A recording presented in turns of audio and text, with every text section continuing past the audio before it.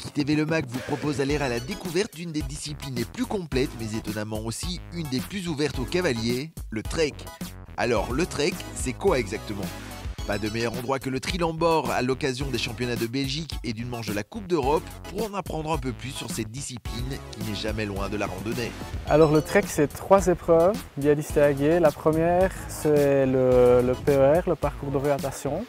Pour le PER, le cavalier se voit remettre une carte muette et doit suivre un tracé le plus précisément possible. Pour corser la difficulté, des vitesses différentes sont imposées entre les différents points de contrôle. Pas de GPS autorisé, mieux vaut savoir ce qu'est un azimut. Deuxième épreuve, la MA, ou maîtrise des allures. La MA, c'est maîtrise d'allure, donc c'est du dressage. Le galop le plus lent sur 150 mètres et le retour au pas le plus rapidement possible. La difficulté ici réside dans le fait qu'il faut garder son cheval dans l'allure sans faire de rupture, ainsi qu'en conservant une ligne la plus droite possible.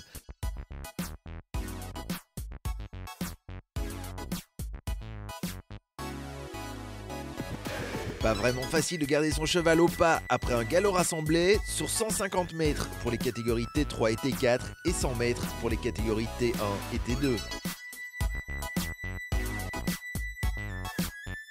Troisième épreuve, le PTV ou parcours en terrain varié.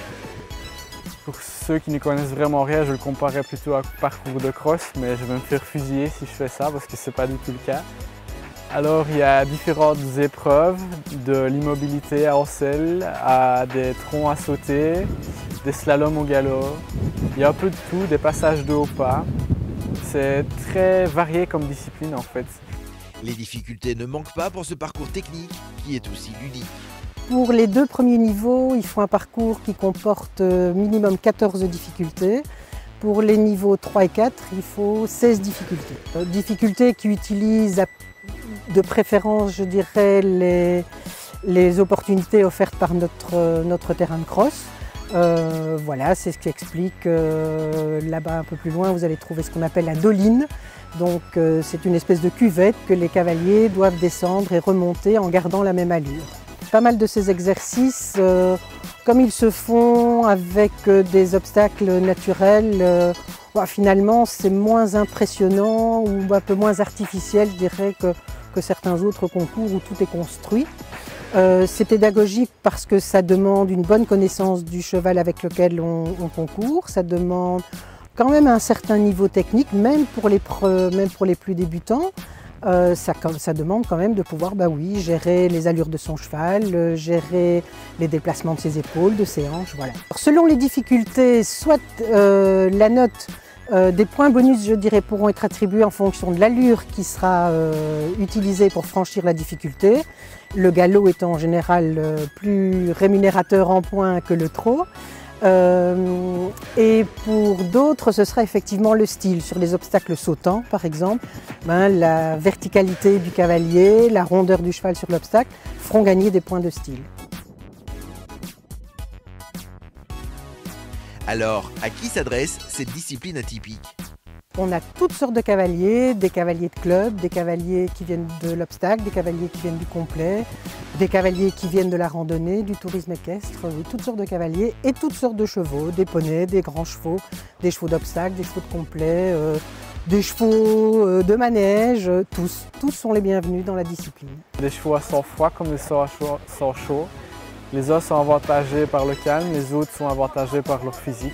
Ça s'équilibre très fort. Ouais. Ça demande du dressage, de l'obstacle, de l'endurance surtout, de la technique et une bonne complicité avec son cheval parce que sans complicité, ça ne marchera pas. C'est une discipline très complète et très variée puisqu'on a de la randonnée, donc il faut déjà que le cheval soit endurant et il faut que le cavalier sache lire une carte et réfléchir un peu aux vitesses et au temps. C'est aussi du dressage puisque pour la maîtrise des allures, il faut pouvoir avoir un cheval qui galope très lentement, donc le rassembler. Et pour le pas le plus rapide, c'est pareil, il faut travailler en dressage.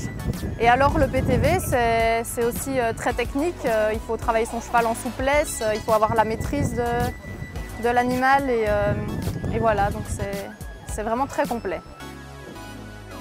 La randonnée c'est bien, mais c'est un peu passif parce que Enfin voilà, on n'a rien à... Il n'y a pas d'enjeu, il n'y a pas de challenge. Et là, le trek permet d'ajouter un petit enjeu dans la randonnée. Donc, et le PTV reprend exactement toutes les embûches qu'on pourrait rencontrer en se baladant dans la nature. Ouvrir une barrière, sauter un tronc, des branches basses, pouvoir monter dans des circonstances ou des dénivelés pas très faciles. Donc voilà, donc ça c'est pratique pour un cavalier de randonnée en tout cas.